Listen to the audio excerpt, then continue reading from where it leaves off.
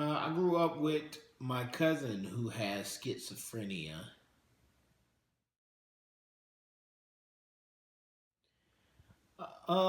Yeah, my cousin Tasha was aware of her schizophrenia, kind of in a way. She used to hear voices. Tasha was about, maybe 12 years older than me, but she kind of had the mind of a 6 year old, so she kind of knew, but she kind of didn't know.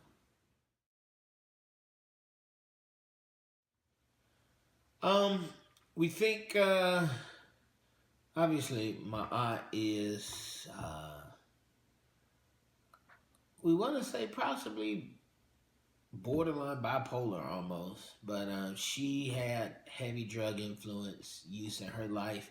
And then my cousin Tasha, um, she had heavy drug use in her life. Started from a young age, from probably about the age of 13 or 14, I think. That's when she went out to California. And so we think the drugs played a huge part in it because after that, she was never the same. She just never developed mentally beyond that age of being like a 12, 13-year old kid.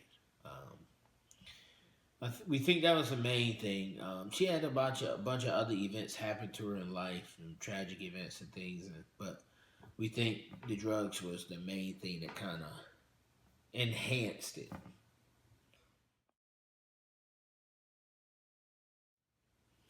Oh man, it's interesting being around a person with schizophrenia, because you could never know what they're gonna do. Um, Tasha was the life of a party on one hand, and then on the other hand, she was your worst nightmare, and you just didn't know which person you were dealing with. I mean, it could be in the span of 5 to 10, 15 minutes, and it just changed like night and day. Uh, there was one time, it's a family joke now. I was about maybe about 9 years old, and she was at our house, and we were watching TV, and we were on the couch, and I was on the left hand, she was on the right, and all of a sudden, she just said, "The voices said kill Sean." And I looked at her, and we knew, the voices would tell her to do things, and a lot of times she would do them. And she ran into the kitchen to get a knife, and I ran and locked myself in the bathroom. And my mom and them got her calmed down, took her to my grandma's house. You know, um, it became a family joke now because once I got older, she was like, "Oh, you too big, Sean." She remembered it, and but she when she was like, "Oh, you too big now. I can't mess with you." And she was like, "The voices be crazy," and she would always laugh, saying the voices are telling her jokes and stuff. And then a lot of times she would have bouts of crying, just tears just flowing because how her life is, and she would recognize that she's messed up mentally, and then 10 minutes later, it's as if she almost forgot.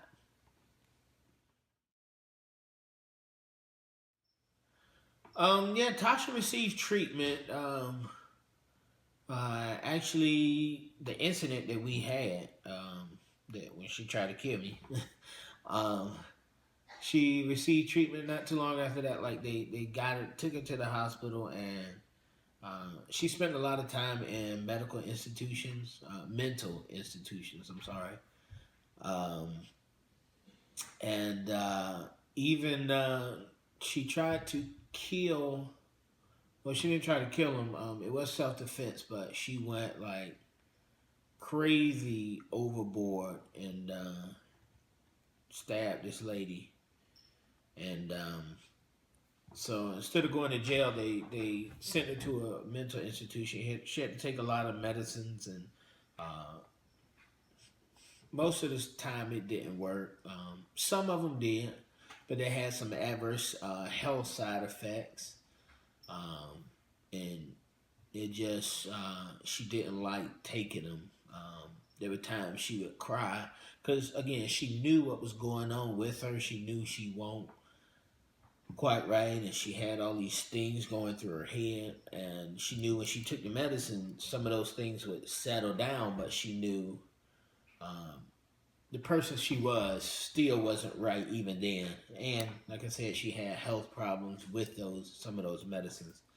But she probably spent majority of her adult life in some kind of mental institution.